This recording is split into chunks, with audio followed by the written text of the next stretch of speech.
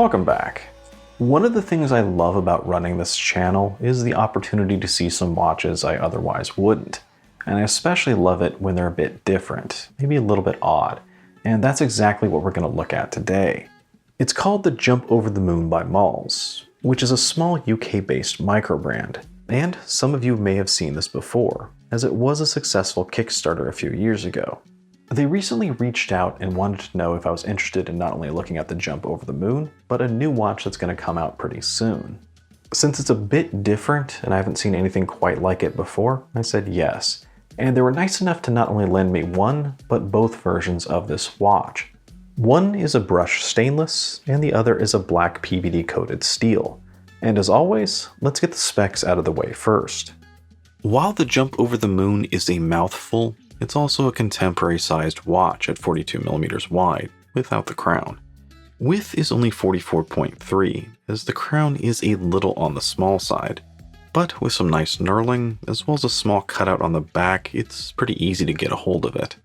Lug to lug is about 52.5, which is a bit long for a 42mm watch, which is all due to these long, slender lugs. But they do come out at a nice angle, which really does help wearability. Thickness also isn't too bad for a quartz watch at just under 12, and it's not too heavy sitting at 65 grams. What is a little high, however, is the price at £249, which I think equates to about $320 US, but I'll talk more about that later. Right now, let's talk about the movement, as I did mention the Q word, and for the price, this is a little high for a quartz piece. It uses a Miyota 6P24, which is one of the most affordable movements with a moon phase complication, which is probably the main reason it was chosen, as an automatic moon phase would really drive up the cost. And you really can't have a watch named Jump Over the Moon without some sort of moon on it. Now, it's worth pointing out that this is a real moon phase complication, and not a sun and moon. Here, you can adjust it just as you would a date wheel by pulling the crown out to the first position. Except here, I believe it's a 59 position wheel, as the moon does cycle every 29.5 days. So every day the wheel advances by 1, and after 2 complete lunar cycles, the wheel will start over. Now, normally the dial would go between the moon phase wheel and the hands, but here they use wheels for the hour and minute instead of hands, so they move the dial up in between those and the second hand, which is how you get this really cool effect by just using a standard movement. Now to read it, all you do is look at the arrow pointing down and just read the disc placements in relation. I'll go over the dial more in a bit, but I did want to point this out before I got to the case. There are 2 different colorways, both in stainless, but one is brushed and the other has a black PVD coating. They're both really nice, but I have to say that I do prefer the brushed stainless version, as I think it does a better job showing off how well the case is made. The finishing is good, and the case itself is rather thin. And going up, I like how it merges organically with this nice clean bezel that seems to cover up everything except these slender lugs coming out of it. At which point you do have a domed mineral crystal with AR coming out of that. And I really love how the crystal looks coming out of that bezel, just continuing the slope and giving it a beautiful integrated look. However, I would prefer it if it was sapphire, not mineral.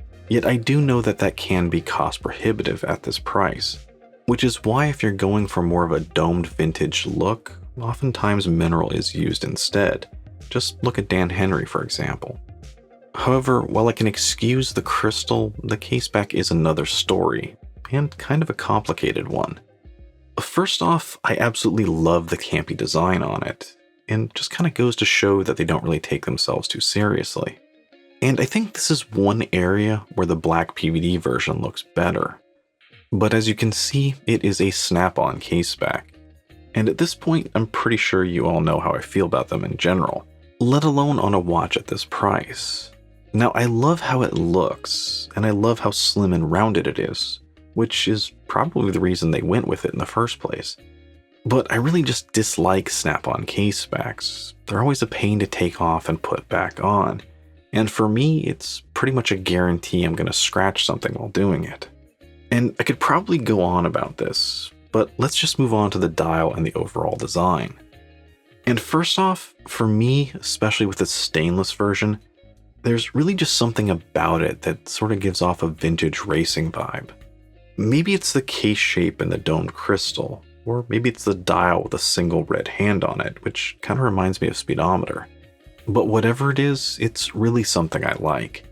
Both dials have a sunburst effect, yet it's much more subtle in the black version. But in both cases, when you combine that with how the dial curves as it goes out to the edges, it's just really beautiful to look at, especially with the domed crystal. As well as a nice curved triangle cutout for the wheels beneath it. It's really a cool design that I haven't seen before. Nothing is applied, everything is painted on, and they're there just for the seconds. Where you also have the right half having an inner track that is much more detailed.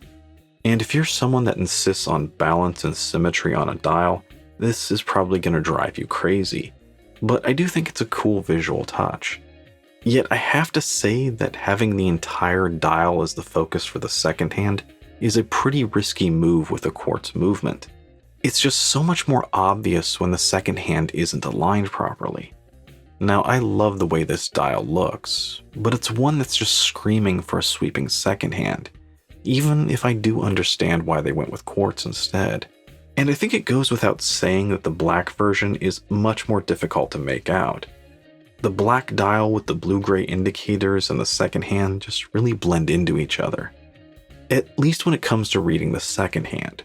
Reading the hour and minutes is about the same on both watches, which is to say, equally awkward. There's definitely a learning curve to reading this. At least I found it that way, as I usually read a watch going hour to minute, and looking down, you go minute to hour here. But that's not really the bigger issue. What is that the minute disc is pretty small, and the font is even smaller.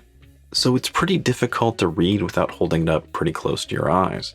And that's in optimal conditions. In lower light, pretty much forget about it. The hour disc isn't much bigger, but I did find it big enough to use. And I kind of wound up using this, kind of like I used that one-handed Luch watch a while ago, where I could quickly read the hour and then sort of guess the minutes within a 15-minute increment, just by looking at how far the hour disc had advanced. But that's not really the point of this watch, and by doing that I was pretty much ignoring most of the dial. Now I really love the idea of this, but I do wonder if there is a better way. If the moon phase wasn't there, I think it'd be easier as there's much more room to work with. But again, it wouldn't be jump over the moon without a moon. So I do wonder if they could have swapped the hour and minute discs. That way the minute would be a little bigger and easier to read. Or maybe some kind of magnifier that could sit in that triangle cutout. I'm not really sure what would work, but currently the end result is that in a lot of ways this is a watch that's really prioritizing form over function. And honestly, that's kind of okay, as long as you know about it beforehand. It's really a design that I love the look of, even if it is a pain to use. But honestly, I'm not sure I'd want to live with it long term, just because it is difficult to use. Regardless of that, I do appreciate the design and kind of the ingenuity of it. That by making a few small tweaks, they were able to make something interesting and kind of unique with just a standard movement. So I think if you love the design as well and really want something just different that kind of stands out, this could be a good choice, as long as you're okay with knowing that it's difficult to use. Especially because it is very comfortable to wear. The leather straps it come with are only genuine leather, but they feel pretty well made. They're nice and thick without being overly stiff, and it has good hardware as well. Those long extended lugs help it to really conform to your wrist. And with a slimmer case that's not overly heavy, it was really just comfortable to wear. There's a lot I like here, and a bit I don't. But the thing with the jump over the moon is that if you're looking purely at the specs, it's pretty hard to come up with an argument that there's a lot of value here. And some of that is due to just a bias against quartz. I think if this had sapphire and an automatic movement, people would be all over this thing. But one thing you can't argue with is the design. It's fun, quirky, playful, and unique. And for some people, that's all that matters, regardless of the price. Now, I don't know much about their next release, or what their future plans are in general, but I do want to offer one suggestion. For me, particularly with the stainless version, It just has a real vintage racing vibe to it, and nothing says racing like a chronograph. And personally, I would love this kind of dial in case with a mecha quartz chrono movement. I think you'd have to lose the moon complication, but I think it would be a great inexpensive way to get a sweeping second hand going around this dial, while still keeping a similar feel, especially if they could figure out a unique way to integrate the subdials for a chronograph. But let me know what you think about the jump over the moon down below, or what do you think about a chronograph version? And as always, if you enjoyed the video, don't forget to like, comment, and subscribe. Thanks for joining me.